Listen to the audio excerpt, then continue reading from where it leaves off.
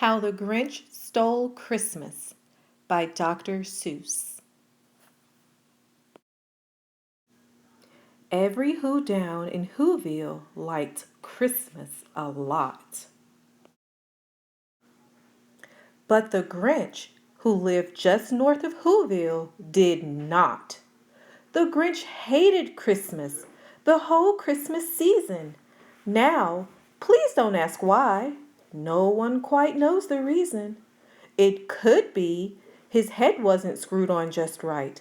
It could be, perhaps, that his shoes were too tight. But I think that the most likely reason of all may have been that his heart was 2 sizes too small.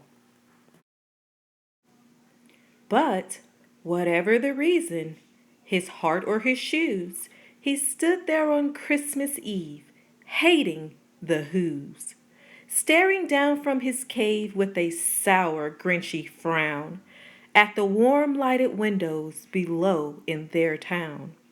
For he knew every Who down in Whoville beneath was busy now hanging a mistletoe wreath.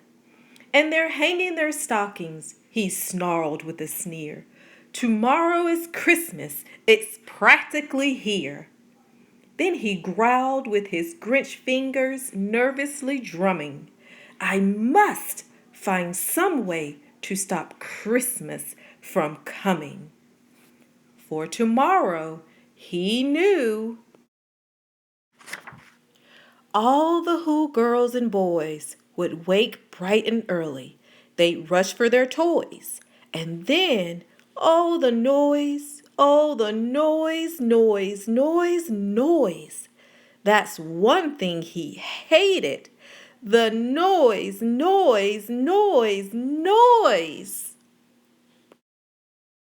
Then the Whos, young and old, would sit down to feast, and they'd feast, and they'd feast, and they'd feast.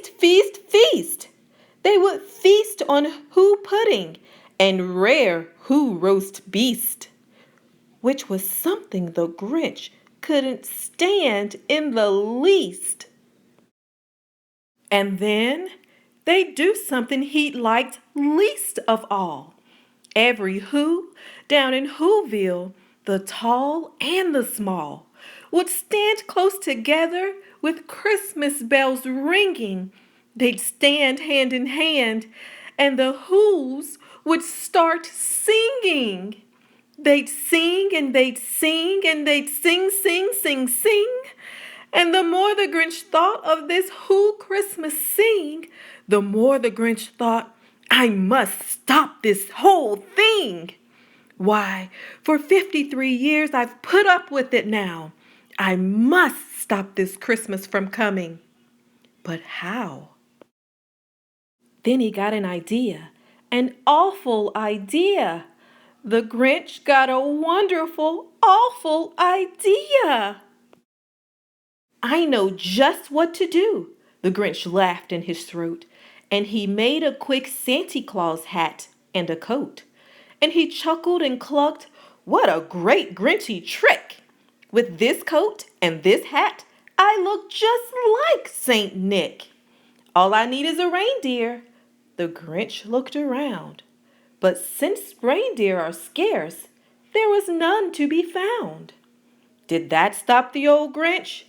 No, the Grinch simply said, if I can't find a reindeer, I'll make one instead. So he called his dog Max.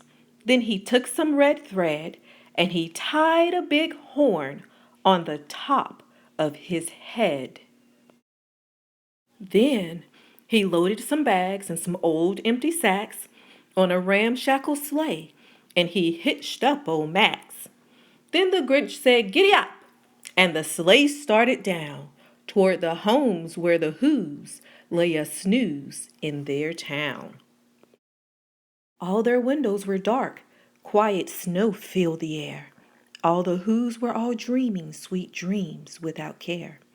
When he came to the first little house on the square, this is stop number 1, the old Grinchy Claus hissed, and he climbed to the roof, empty bags in his fist. Then he slid down the chimney, a rather tight pinch. But if Santa could do it, then so could the Grinch. He got stuck only once, for a moment or two. Then he stuck his head out of the fireplace flue, where the little Who stockings all hung in a row. These stockings, he grinned, are the first things to go. And he slithered and slunk with a smile most unpleasant around the whole room, and he took every present.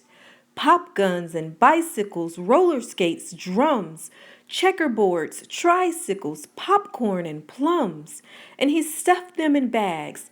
Then the Grinch, very nimbly, stuffed all the bags, one by one, up the chimney. Then he slunk to the icebox. He took the Who's feast. He took the Who pudding. He took the roast beast. He cleaned out the icebox as quick as a flash. Why, that Grinch even took their last can of Who hash.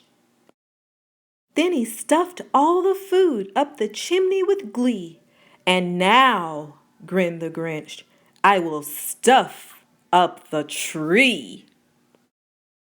And the Grinch grabbed the tree and he started to shove when he heard a small sound like the coo of a dove. He turned around fast and he saw a small Who, little Cindy Lou who was not more than 2. The Grinch had been caught by this tiny Who daughter who'd got out of bed for a cup of cold water. She stared at the Grinch and said, "Santa Claus, why? Why are you taking our Christmas tree? Why?" But you know that old Grinch was so smart and so slick, he thought up a lie and he thought it up quick. "Why, my sweet little tot," the fake Santa Claus lied, "there's a light on this tree that won't light on one side. So I'm taking it home to my workshop, my dear. I'll fix it up there. Then I'll bring it back here." And his fib fooled the child. Then he patted her head, and he got her a drink, and he sent her to bed. And when Cindy Lou Who went to bed with her cup, he went to the chimney and stuffed the tree up. Then the last thing he took was the log for the fire. Then he went up the chimney, himself the old liar. On their walls he left nothing but hooks and some wire, and the one speck of food that he left in the house was a crumb that was even too small for a mouse. Then he did the same thing to the other Who's houses, leaving crumbs much too small for the other Who's mouses. It was 1/4 dawn, all the Who's still abed, all the Who's still a snooze, when he packed up his sled, packed it up with their presents, the ribbons, the wrappings, the tags and the tinsels, the trimmings, the trappings. 1,000 feet up the side of Mount Crumpet, he rode with his load to the tip-top to dump it. "Pooh-pooh to the Who's," he was Grinchiously humming. "They're finding out now that no Christmas is coming. They're just waking up. I know just what they'll do. Their mouths will hang open a minute or two. Then the Who's down in Whoville will all cry boo-hoo." "That's a noise," grinned the Grinch, "that I simply must hear." So he paused, and the Grinch put his hand to his ear. And he did hear a sound rising over the snow. It started in low, then it started to grow. But the sound wasn't sad. Why, this sound sounded merry. It couldn't be so, but it was merry, very. He stared down at Whoville. The Grinch popped his eyes. Then he shook. What he saw was a shocking surprise. Every Who down in Whoville, the tall and the small, was singing without any presents at all. He hadn't stopped Christmas from coming. It came. Somehow or other, it came just the same. And the Grinch, with his Grinch feet ice cold in the snow, stood puzzling and puzzling. How could it be so? It came without ribbons. It came without tags. It came without packages, boxes, or bags. And he puzzled 3 hours till his puzzler was sore. Then the Grinch thought of something he hadn't before. Maybe Christmas, he thought, doesn't come from a store. Maybe Christmas, perhaps, means a little bit more. And what happened then? Well, in Whoville they say that the Grinch's small heart grew 3 sizes that day.